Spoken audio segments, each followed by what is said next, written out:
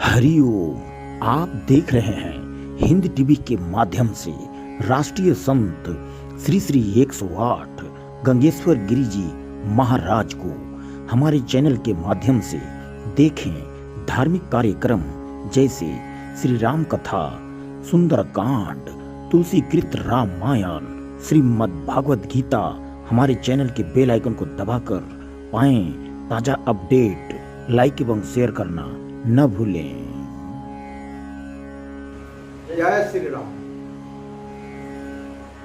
देखिए, एक प्रसंग मैं आपसे कहने जा रहा हूं कि एक बार पार्वती माता ने लक्ष्मी माता के घर गए। लक्ष्मी जी का इतना सौंदर्य भवन को देख करके माता मोहित हो गए और उनके मन में ऐसा ग्लानि पैदा हुआ कि हमारा भी ऐसा एक सुंदर भवन होता, घर होता। इसके बाद में पार्वती माता अपना शंकर भगवान कैलाश पर जाकर के शंकर भगवान से बोल रहे हैं कि हे प्रभु, मेरे लिए एक सुंदर भवन बनवाइए जो कि सबका घर द्वार अपना है। मेरे को आप ये पहाड़ पर ले आकर के कुटिया बना करके रखे हैं। अब तीनों लोक में आपका नाम त्रिलोकीनाथ का लाते हैं और रहने के लिए घर नहीं है। मेरे को घर चाहिए। जिद करने लगे पार्वती शंकर भगवान से, और ऐसा घर चाहिए कि तीनों लोक में वैसा घर ना हो, सबसे सुंदर मेरा भवन होना चाहिए। शंकर भगवान इतना बात सुनकर के मुस्कुराए और पार्वती को बोले कि हे पार्वती, ठीक है, तुम्हारा मनोकामना मैं पूर्ण करूंगा। और तुरंत कुबेर जी को, विश्वकर्मा जी को ऑर्डर दिए और तुरंत बुलवा के विश्वकर्मा जी को ऑर्डर दिए कि हे विश्वकर्मा, ऐसा जगह को चयन करो जो संसार में सबसे सुंदर रमणीय हो, वैसा कहीं किसी के पास ना हो। उसी स्थान पर पार्वती के लिए एक सुंदर भवन का निर्माण कराना है और इतना भवन बढ़िया बनाना है उसके समान तीनों लोक में कहीं ना हो। विश्वकर्मा जी निकल गए दुनिया में, सभी जगह खोजते एक जगह उनको ऐसा मिला जहां की बहुत चारों तरफ से समुद्र, बीच में टापू। वहां पर उनको अच्छा लगा कि इससे सुंदर स्थान कहीं नहीं हो सकता। वो स्थान क्या था, बहुत लोगों को मालूम नहीं होगा कि लंका जो रावण की नगरी है उसका पूर्व नाम क्या था। तो इस कहानी से आप लोगों को यह भी ज्ञात हो जाएगा कि लंका का पूर्व नाम क्या था। तो विश्वकर्मा जी जो है त्रिकूट पहाड़ भी है, त्रिकूट पर्वत पर चॉइस किए कि यहीं पर ये पार्वती जी के लिए महल सुनिश्चित किए कि यही महल अच्छा होगा। चारों तरफ से जल, समुद्र, बीच में टापू।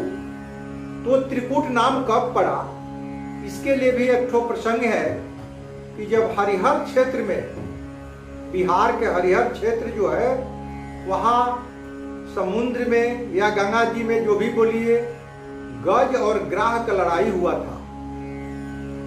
गज और ग्राह का लड़ाई 7 जन्म तक वो लोग को श्रापित था कि जिस जन्म में वो लोग अवतार लिया, 7 जन्म तक युद्ध करते रहा। ये अंतिम युद्ध था हरिहर क्षेत्र में, जो कि ग्राह और गज का लड़ाई हुआ था। तो गज जो है भगवान शंकर का भक्त था और ग्राह विष्णु भगवान का।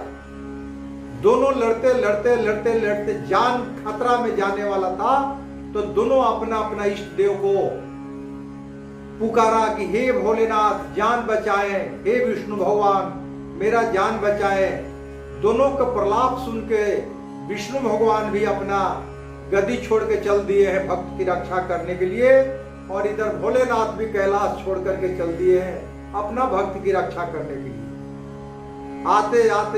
आते दोनों प्रभु को रास्ते में ही मुलाकात हो गई है। इधर से विष्णु भगवान और इधर से शंकर भगवान, दोनों में हालचाल हुआ। तो दोनों लोग बोले कि सरकार ऐसा ऐसा प्रलाप है, हम जा रहे हैं। तो भोलेनाथ भी बोले कि हम भी उसी में आ रहे हैं। दोनों आदमी मिल करके और उस गज और ग्राह को भगवान शंकर बोले कि हे विष्णु, ये लोग को 7 जन्म तक लड़ाई चलते आ रहा है और वे लोग को अंत करना है। दोनों को मार करके लोग को जन्म परिवर्तित कर, गज और ग्राह को दोनों को मुक्ति भगवान दिए हैं। उस क्षेत्र से, उस समय से वो बिहार का हरिहर क्षेत्र नाम से जाना गया।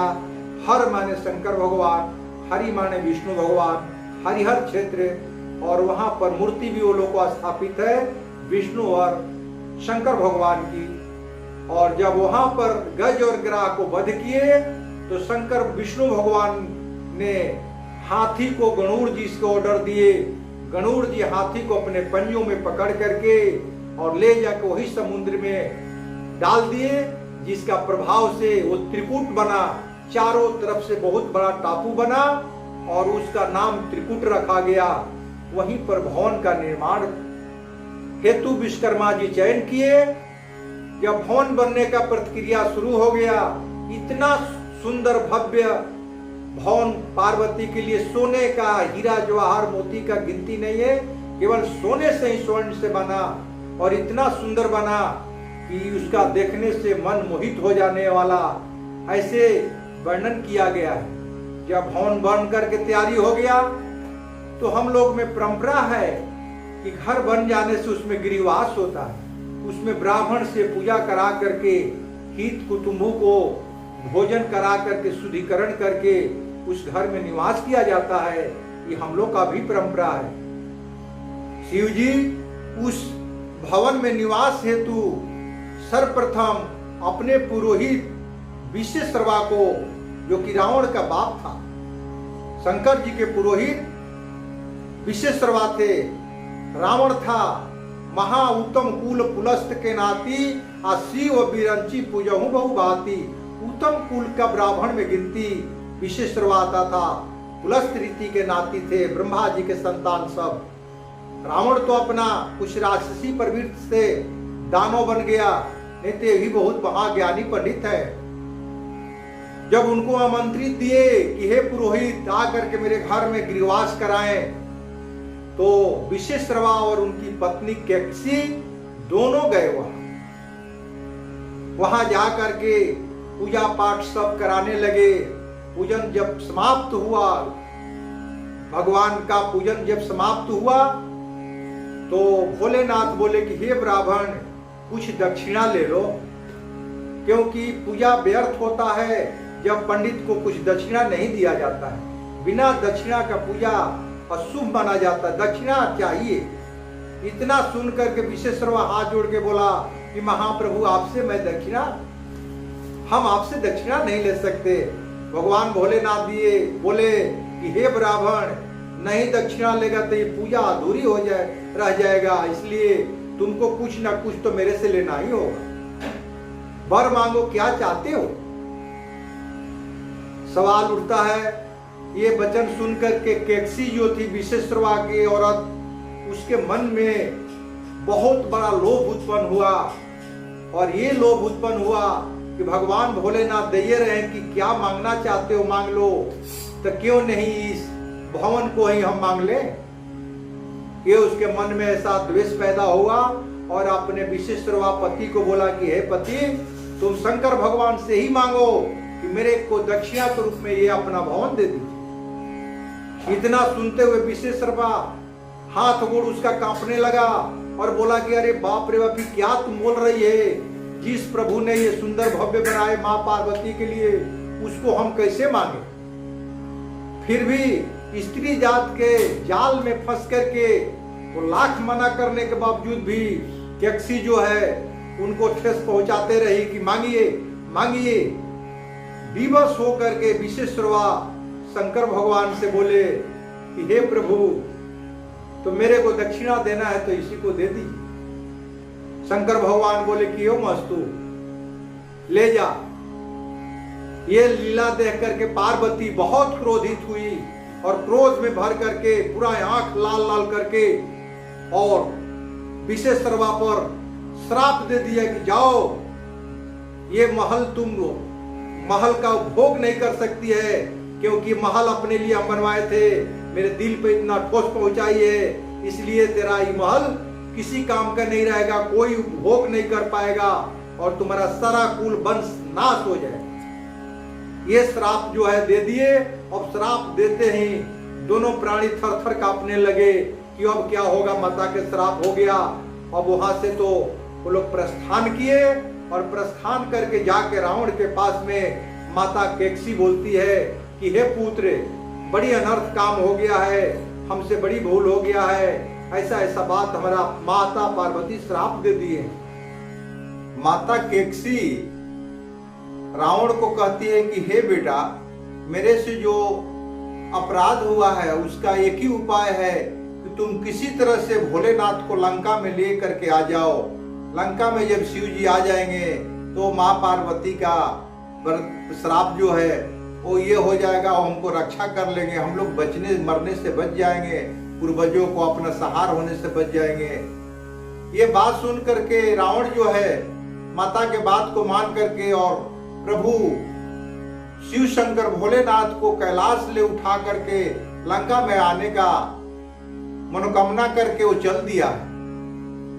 पुष्पक विमान से जब वहां पर कैलाश पर्वत पर जब गया है तो देख रहा है कि भोलेनाथ जो है वो अपना तपस्या में एकदम लीन है, समाधि लगाकर ऊपर बैठे हुए हैं और एकदम मग्न है तपस्या में। तो रावण सोचता है कि बहुत अच्छा मौका से मैं आज आ गया हूं कि ये कैलाश को ही क्यों न उठा करके धीरे से लंका में लेकर चले जाए, भोलेनाथ को समाधि वही टूटेगा और स्थापित हो जाएंगे। ये सोच करके रावण ने क्या किया कि अपना बल के प्रयोग से वो कैलाश को ही उठा डाला। जब कैलाश उठाने लगा तो कैलाश पर के जीव जंतु, महादेव, पार्वती जितने गण हैं वो सब हिलने लगे और वो सब चिल्ला करके बोलने लगा कि क्या हो गया, क्या भूकंप आ गया। भोलेनाथ का भी समाधि जो है भंग हो गया। आंख खोल के देखते हैं ये तो रावण है। वो अपना पैर से तुरंत ऐसे दबा दिए कैलाश को, फलस्वरूप रावण का दोनों बांह उसी पर्वत के अंदर दब गए। और वो चिल्लाने लगा प्रभु बचाइए, प्रभु बचाइए। वो रोने पीटने लगा। इसी बीच में नारद भगवान जो है वो बीड़ा बजाते हुए आ गए, नारायण नारायण नारायण। अरे भाई क्या कर रहे हो रावण? रावण बोला कि महात्मा नारद बाबा कुछ उपाय करिए, मैं ऐसे ऐसे मेरा हाथ को दब गया। नारद भगवान बोले कि इसका रक्षा भोलेनाथ ही कर सकते हैं, तुम भोलेनाथ को आराधना करो, वही भगवान बचा सकते हैं, कोई कुछ नहीं कर सकता। तो रावण बोला कि हाथ तो दब गया है मुनिवर, मैं भगवान को कैसे स्तुति करूंगा हाथ जोड़ करके। तो रावण को नारद जी बोले कि हाथ न दब गया, तुम्हारा मुंह तो है, भजन करो, भगवान भोलेनाथ दयालु हैं, वो प्रकट होकर तेरा रक्षा करेंगे। रावण अपना मंत्र द्वारा, भजन द्वारा भोलेनाथ को प्रसन्न कर दिया। भोलेनाथ आकर के उसको थोड़ा पैर को उठाए, हाथ निकल गया उसको। भोलेनाथ प्रकट होकर के बोले कि रावण तुम जो ये कर रहे हो ये अच्छा नहीं है, इस अहंकार का तुम्हारा एक दिन नाश होगा। धरती पर प्रभु विष्णु भगवान मनुष्य के तन में अवतार लेंगे और ये तुम्हारा अहंकार को चूर चूर कर देंगे। समय गुजरते गया, प्रभु श्री रामचंद्र जी का अवतार हुआ। कुछ दिन के बाद उनको वनवास हुआ। वनवास में वो पापी रावण जो है सीता हरण किया। फलस्वरूप श्री रामचंद्र जी जा करके लंका नगरी में रावण को मार करके पूरे प्रजा को, दुष्टों को दहन किए, नाश किए, लंका नगरी को जला के भस्म कर दिए। वो सुख को भोगने नहीं पाया। तो भाई जो श्राप होता है, मिर्था न जाहि देव रिखी बानी, ये श्राप व्यर्थ नहीं जाता है। वो माता का श्राप था, वो तो पूरा ही होना था। इस तरह से लंका विध्वंस हो गया। जय श्री राम।